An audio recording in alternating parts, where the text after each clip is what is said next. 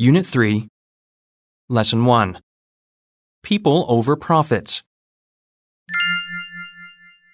To create the conditions necessary for a productive society, the government should ensure some basic human safety and survival needs.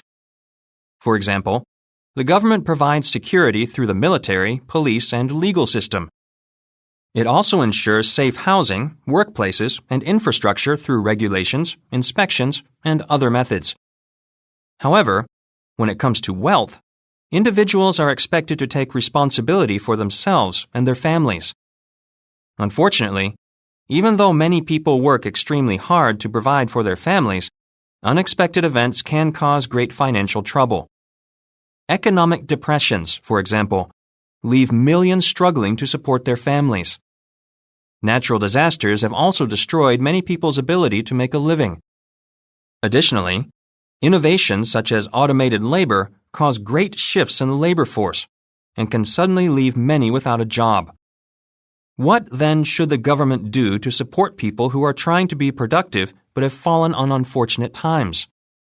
How can governments address socioeconomic problems such as homelessness, hunger, and unemployment? If these conditions are left unchecked, they can lead to destitution for many individuals. If too many people are left destitute, the result may lead to other socioeconomic problems. These problems range from rising crime to deflation and increasing class tension.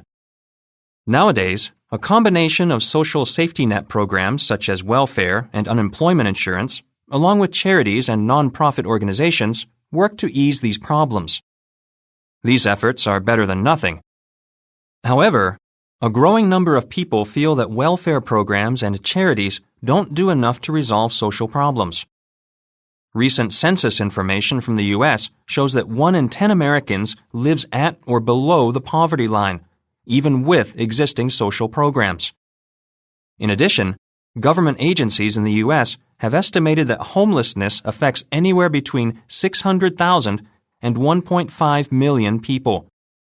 Clearly, something else is needed to help these people who have slipped through the cracks. A relatively new economic policy idea called Universal Basic Income, UBI, could address these issues.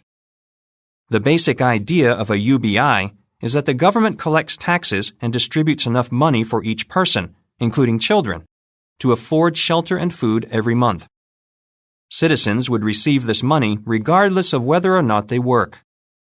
UBI supporters say that the policy could be a massive improvement to economic efficiency. Implementing UBI could save society's money by replacing other, more complicated welfare programs.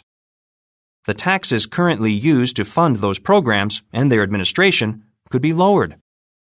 Furthermore, under a UBI, people enduring dull, miserable jobs would be free to find work or start businesses they actually like. This would make them more productive. Other social problems related to poverty, such as crime, would also be reduced.